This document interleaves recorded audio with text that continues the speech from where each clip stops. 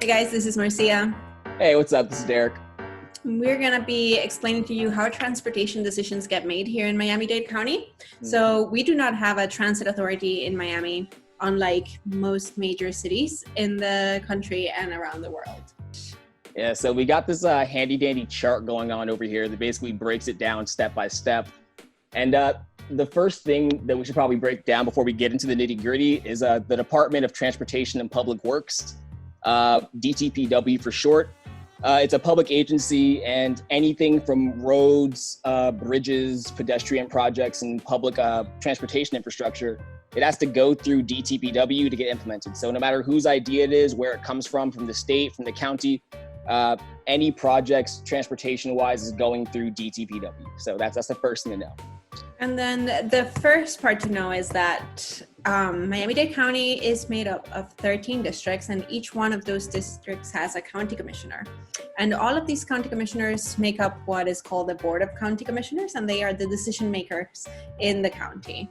However, 7 of those county commissioners make up the Transportation and Finance Committee. And Derrick, do you want to go over what they do?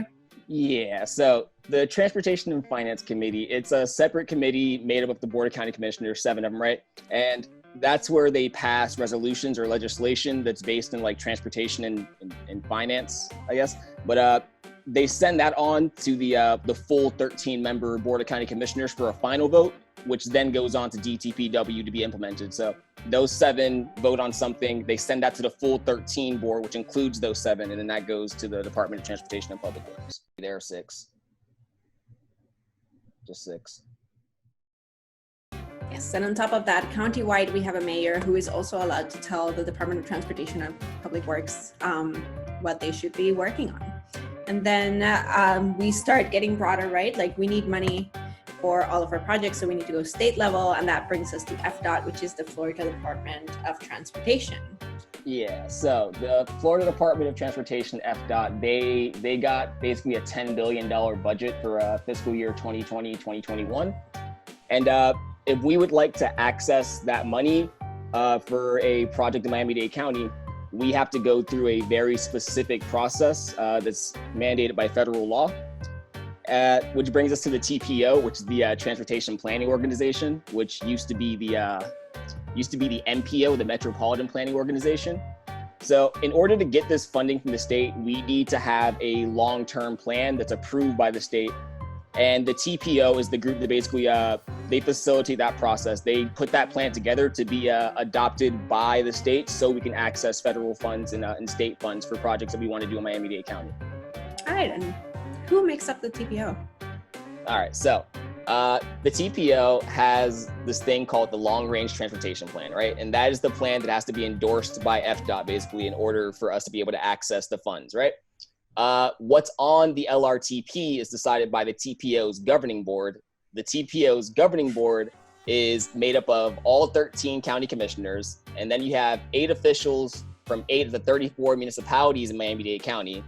And wait, then you have, just to point out, we have 34 municipalities in Miami-Dade County. Yeah, we have 34. 8 of them are on the TPO governing board, right? And then we have 4 appointees from the governor. We have 1 representing MDX, the Miami-Dade Expressway Authority. We have 1 representing the Miami-Dade School Board.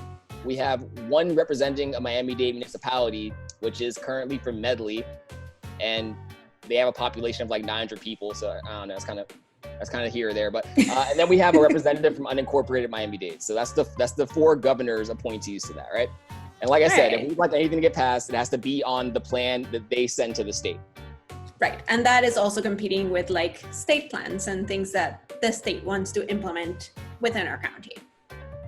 Correct? Yeah, exactly. So if the state, like if FDOT wants to like extend a highway or build an $800 million bridge, they could put that into LRTP and just like, you know, kind of overstep the will of the county because it's FDOT's purse of money. So, you know, whatever they have in plan for us, it will get funded. So now things are getting a little bit complicated, but then we have one more entity on top of this, and that's the CITT, which is the Citizens Independent Transportation Trust. Okay, so the CITT, right? So the CITT is a 15-member board, and they oversee the People's Transportation Plan, or the PTP. So just like with the TPO's LRTP, if we'd like to access local dollars for a transportation project, and we'd like to access the CITT's PTP funds, we have to be on the CITT's PTP. Now, the PTP... It's like you're talking in Morse code here. Yeah. So, on the screen, we're gonna have the acronyms and everything pop up. It's gonna be fine. But so the PTP, right? It's a half-penny surtax that was passed in 2003 by voters, right? And every single sales taxable purchase in Miami-Dade County, there's a half penny tacked onto every dollar of that purchase. That half penny goes into a giant piggy bank, and the CITT is responsible for making sure that all of the money in that piggy bank goes to projects that are on the PTP's plan. So that said, if we have a particularly large project like a railway extension or BRT lanes or something like that, and we would like to use county money to do that, we have to be on the CITT's PTP. And if we would also like to use state and federal aid for this project, we are going to have to be on the TPO's LRTP at the same time. So that means we have a project, a railway extension. We have to have those things separately endorsed by the TPO's governing board, so it could be on their LRTP, as well as the CITT's board, so it could be on their PTP.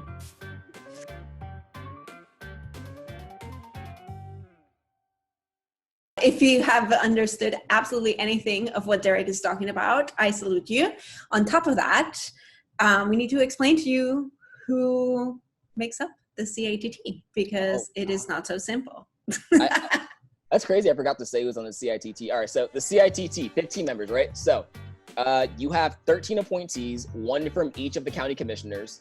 You have an appointee from the mayor, and then you have an appointee from the Miami-Dade County League of Cities. The League of Cities is like this governing body that's made up of like random officials from each of the 34 municipalities. So you have like city managers and like vice mayors or clerks or whatever, and they send an appointee to the CITT as well. So with that, we have this map for you. And I mean, you tell me who is responsible for absolutely anything that gets done, who is accountable for absolutely anything in this county. I mean, I don't know. I don't have the answer. No, I mean, it's confused. Like, how does something go from an idea to like DTPW in the chart? Like, if you had an idea, who would you go to? Would you like call the governor? Would you call the mayor? Would you call the commissioners? Would you call the CITT? Would you call the League of Cities? Would you call the MDX representative on the TPO? Would you call your mayor? Does your mayor even have anything to do with any of this? Doesn't matter who you call, it's anything ever going to get done. So, you know, in case you guys were wondering why things are so difficult with public transportation and with even like things like cycling or anything related to mobility in Miami, this should explain to you why things move so slowly. And in our next video, we are going to be explaining how other cities make decisions with a transportation authority and how straightforward that is, and the benefits of having this one entity that is accountable to get things done. Until then.